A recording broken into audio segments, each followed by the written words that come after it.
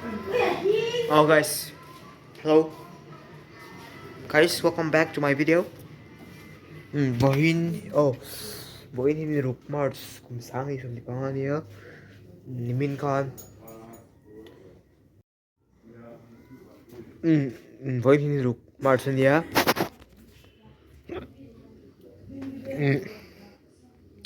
Nimin ka result po ni kan ya tro.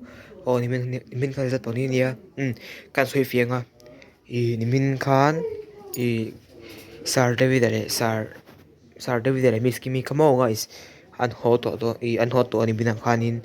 Chú cái soi thình lệ thì mấy đâu ở sai buồn về chúng sáng chỉ cái soi mình can cái sao thế anh hoa về hal thì kha ni mình can ở result buồn rồi can anh hoa hal thì kha anh mà có soi đâu report anh mà chúng sáng anh mà kim sáng in có soi đâu chúng vàng in ở miếng tiền mura ni mình can in tu hàng có soi chiang này ni mình đi ngang mà cũng sai soi pang paruk result po khanin result kan po nga chon result buồn rồi về nuwa kanin trailam dar thum vela kanin dar ni vela kanin sa te khamo salim skimi kan ho to a an ho ta an ho vela chonin voin jing darli vela kanin klong takin o manipur chon an thleng thei ta an lama ka ta ni ya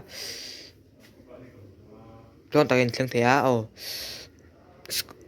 sar de vida scooty nge o sar de vida scooty in an kal in ta shia sar de vida scooty in o an hoa miskimin tu chu manipur ko lam an thleng to chon to an dariat le min soni pasari ali alori to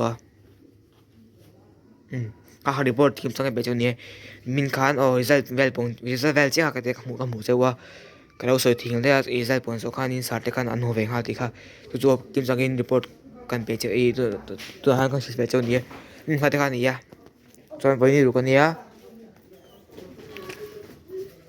bo in Thursday ami bo in Friday nia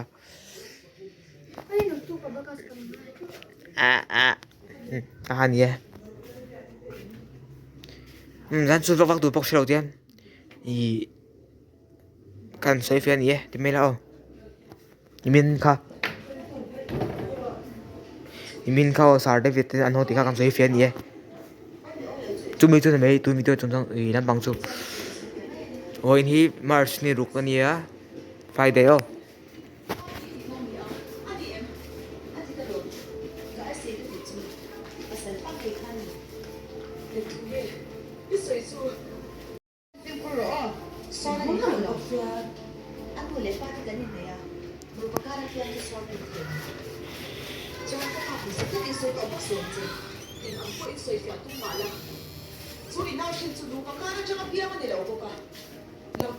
guys.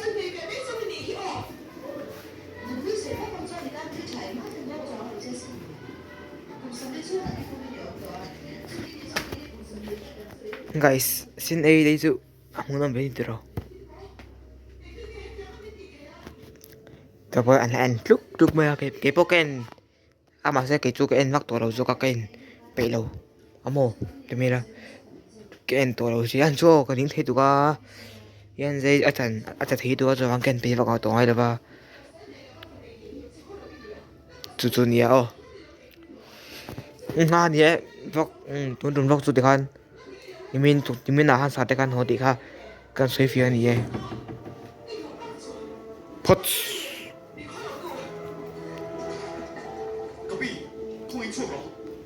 cái anh bị là anh chăng có sự khoan cái anh bị đâu xin ai si goyen jay kha chăng thấy tụi como nung cái ning thục chú vào cái anh bị đâu bắt số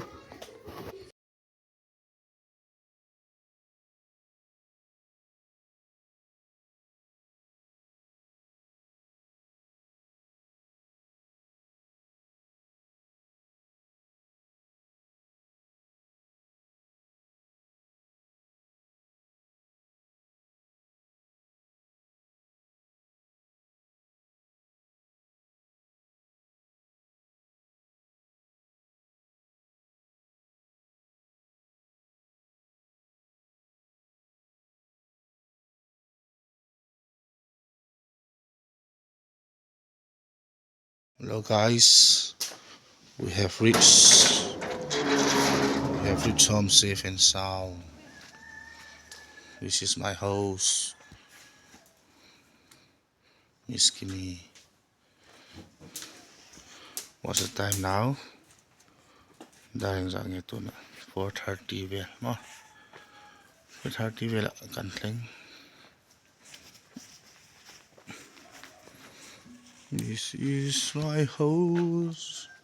Kitchen, bedroom lang ay kanaw ho. Room ni hi. Hey May, this is fire. Thank you for your prayers and your wishes.